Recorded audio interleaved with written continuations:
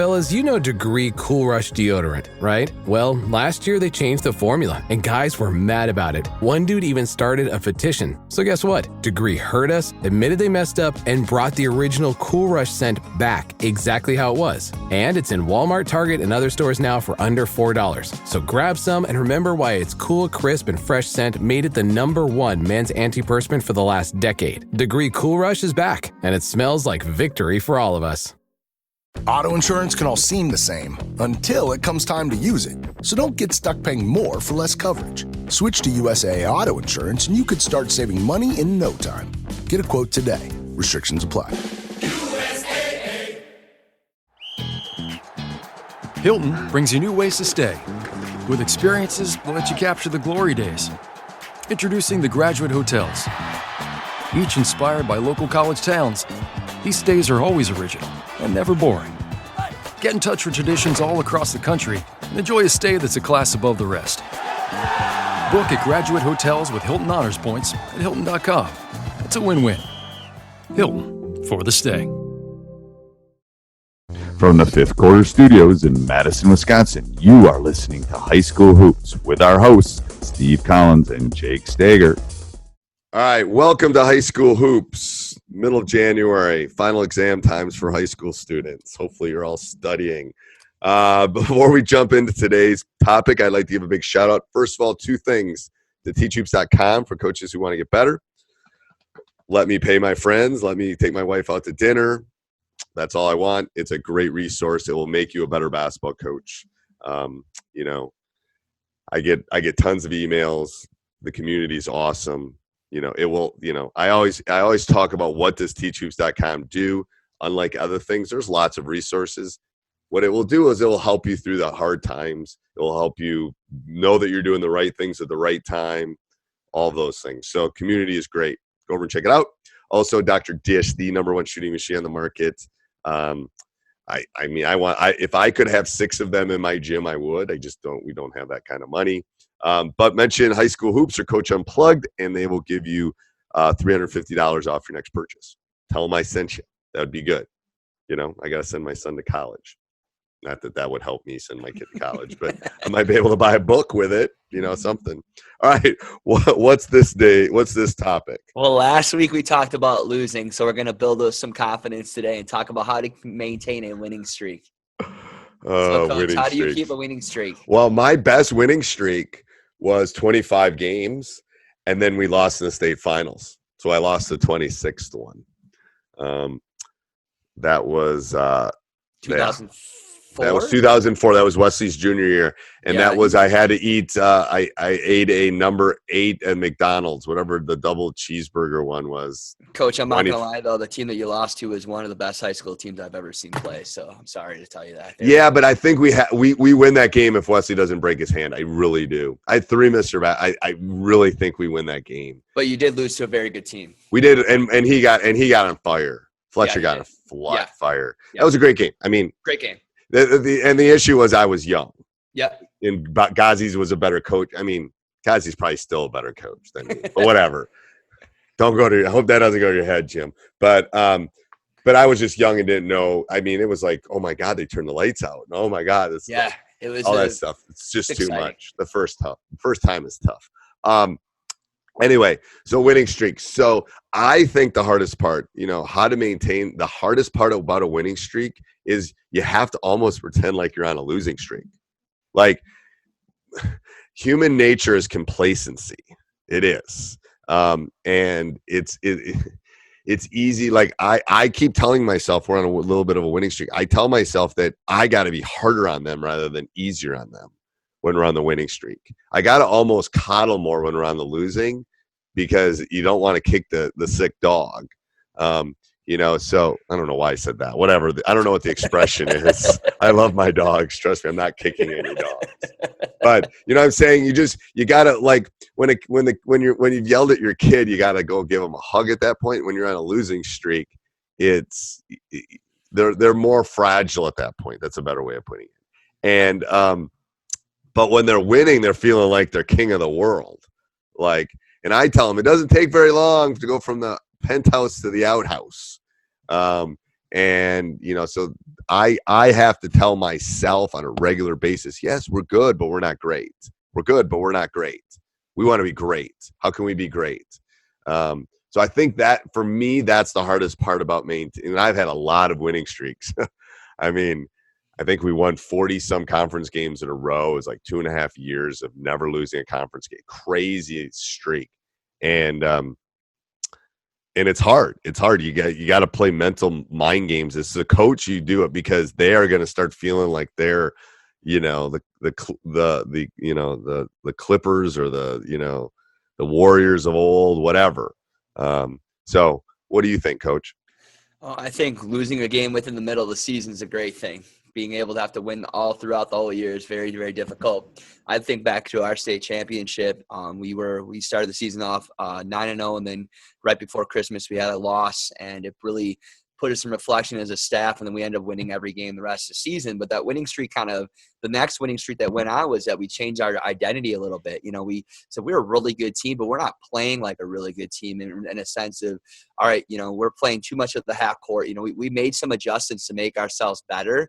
And so, constantly building on that, like you can, as you start to play really well, I think you don't just become complacent of what you're doing, but what can you add more as you continue on? I think it makes you even harder to beat as you move on. So for example, we added 2 different type of presses as we started to play really well. We added different types of zones. Another thing is that when you start, a good team usually has depth. And when you can show kids that their starting position is not, something that's set in stone, and you can make practice competitive, and somebody else can replace that starting spot and constantly continue to make them hungry within your daily practices and so forth is huge. And so I think constantly keeping them engaged in regards to adding things within what you do, whether it's a couple drill changes or a couple defensive changes or a different offensive set, to keep them going, because kids get bored. We're in an app society where you can get all this instantaneous things. It's the Snapchat world we live in. Yes. I think it makes it a little bit more fun when you could be like, all right, are you playing a team that that's pretty easy? All right, what can we do tonight that we've never done before? All right, let's run a 3-2 trap. And I mean, sometimes it's about going out and thinking outside the box. I think too is that finding different ways to win and doing different things with your kids, just because you've already told me this, and we talked about it too. In the biggest time, they're not going to know exactly, they're going to have to be able to take ownership and win the game on their own, not you. Right. And so if you can keep them actively involved in doing that and keeping them well-versed, I think that's how you continue to win. Yeah. I agree. It's keeping their minds active, I think, is just a huge part of that. Anything else on that, Coach?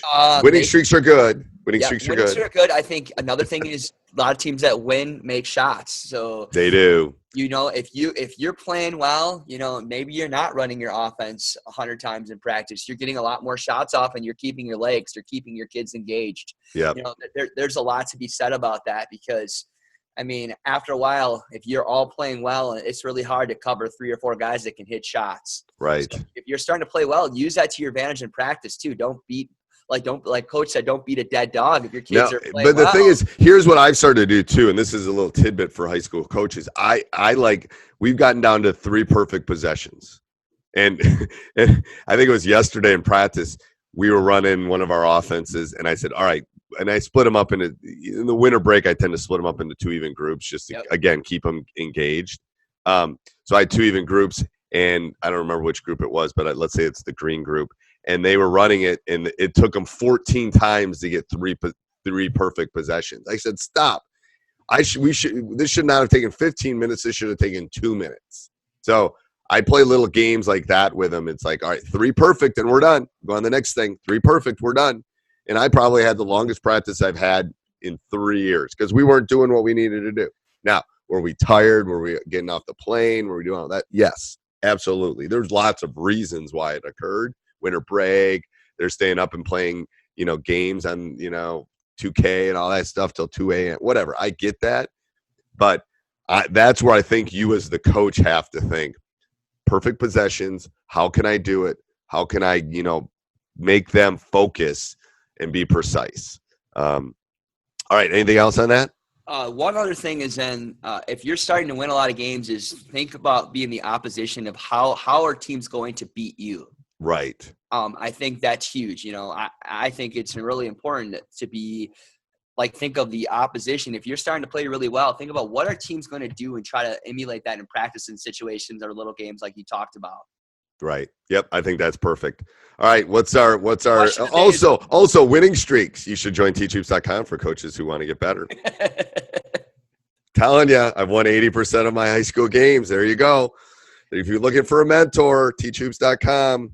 Okay, go ahead. That was, again, a hard sell, not a soft looking sell. for self-paced courses that can meet the needs of what you need as a coach is teachhoops.com. There's nothing better than that. There you go. Done. All right. That's the hard sell, people. Hard sell. There, I'll show the ring. People are watching on YouTube. There we go. I'll put the ring. I'll zoom the ring in. One of these. You should have a couple more of those on your fingers. I got a bunch, but I just keep them in a. I keep them over there. You don't wear them around your neck or anything, huh? No, the boys want me. Hey, before we.